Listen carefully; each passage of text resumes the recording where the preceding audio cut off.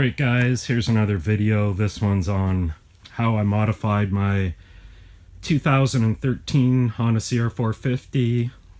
Bought this bike back in 2013 brand new and felt it was a little down on power, just like all the magazines said.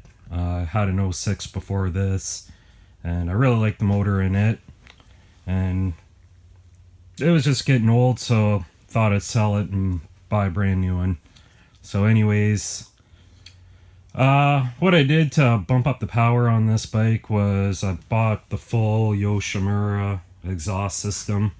I actually bought it right from Tokyo Mods, and they included a free remap of the computer. So all I had to do was send them the little black box for the bike, and they reprogrammed it to compensate for the two little mods that I did to it for the power increase. So obviously the pipe was one of them, the remapping of the computer, and I took the backfire screen off the air filter. So this is kind of pretty restrictive. It's not something, you know, you got to do that at your own risk. There's always the chance that it could backfire and light the air filter on fire, because they're always covered in oil to keep the dirt from going through them. But they come out of there real easy. Just these metal tabs clip onto the basket, the plastic air filter basket, and you can just pull that out of there and get some more airflow to the bike. And Tokyo Mods accounted for that too when they remapped it, and I was really happy with the power increase. You could definitely notice it. I could notice it. Like, I'm not a professional rider by no means, but I'm also not a beginner. I'm just a mediocre rider. I like to hit most of the jumps most of the time, and I just found that, like, on tight doubles where, you know, there wasn't much of a runway for them, you could notice the lack of power, and I, you know, definitely noticed the benefit of bumping up the power. It just made it a lot easier to get over the jumps. So I'd recommend doing that if you have a 2013 and you're looking for some more power. The other thing I did recently to it, just to match my riding style, I changed the countershaft sprocket from a 13 tooth to a 14 tooth. So that just kind of, you know, just, there was quite a bit of hit to the power when I did that Tokyo Mods and did all my mods to the bike. You know, there was times where it almost kind of felt like it was a little bit too much of a punch. So I put the bigger countershaft sprocket on to kind of like broaden the power band, so it's a lot smoother delivery and matches my riding style more. You know, it's up to you. That's personal preference, but it really works good for me. The bike holds gears longer, because most of the time, you know, you're like, most tracks you're just second and third gear, so you can just, it just allows you to hold third gear longer on the big straightaways. As far as suspension goes, I just left the shock the way it was. I set my sag at right around 100 millimeters. Try and keep an eye on that. You know, that can change as you gain or lose weight, so always keep an eye on that. And then I had factory connection do my forks. Now these are those air forks. You know, there's not a lot of good things said about them out there.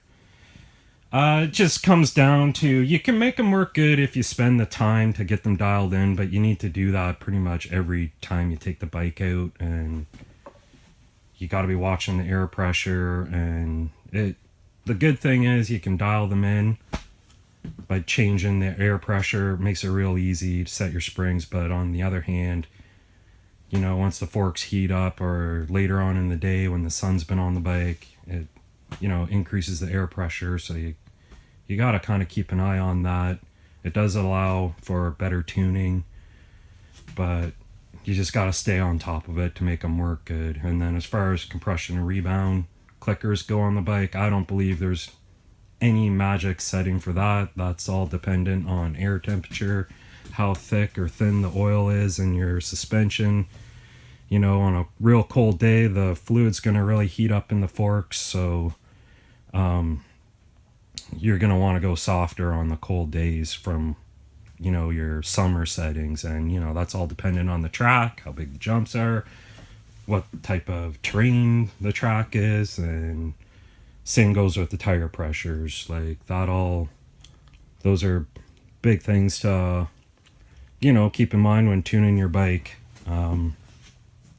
Hard pack track, you know, you want them soft enough so they grip, but not soft enough that, or not too soft that you're going to pinch a tube. But tire pressure does play into how the bike handles and how the suspension works too. So I might make another video on suspension tuning and show you the ins and outs of that, how to set your sag, how to know if you need a stiffer spring by measuring the difference between your race sag and your unladen sag.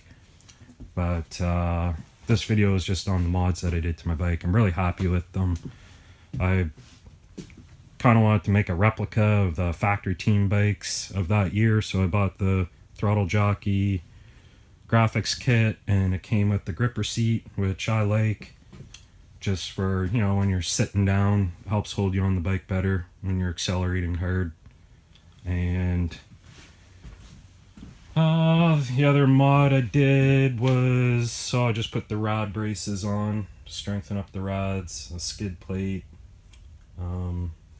just increase durability if you tip the bike over, and helps prevent bending a radiator. And I put I think it was a Works connection whole shot device on it, help with starts. I don't race a whole lot, but recently did a race and had a whole shot device on my last bike, and it definitely helps with me. One, I'm not that tall, so it helps when I'm on the starting line. I can get both feet on the ground and leave the starting line a lot more confidently, and it obviously holds the front end of the bike down for the whole first straightaway till you hit the first bump. And pretty sure that's about it for the mods I did. If you're thinking of doing it, I recommend it. It was a bit of money for the pipe and the remap. I think it was like $600 or $700, and then obviously the airbox thing was free.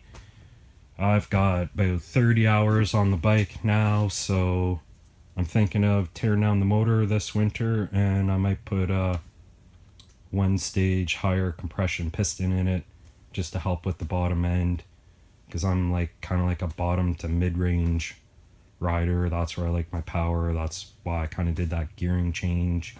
I don't really like to rev the bike too much, because I will, but I don't like to rev it too much. So obviously it wears out your valve train faster. So just like the power down low, nice and smooth. So I'm probably going to put the high compression piston in. That's definitely going to help with the bottom end. And I might get a hold of Tokyo Mods, see maybe they need to reflash the ECM to account for that. I want to keep it all on pump gas. It's all mapped right now for 91 octane. Don't want to get into buying $5 a liter race fuel. Like I said, I'm not a pro, but I do like to go out and ride and push myself as much as I can and keep it safe and keep it fun. And that's about it for the mods. I went with these Pro Taper grips, kind of like those Pro Taper pillow tops.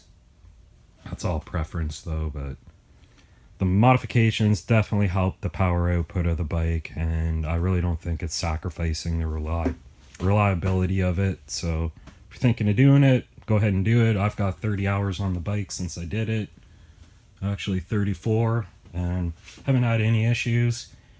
It always starts up real easy. I've never really had any flame out issues either. I think Tokyo Mods takes care of that with their remap as well. So if you're thinking of doing it, go out and do it. Go have some fun on your bike and rip it up. Thanks for watching.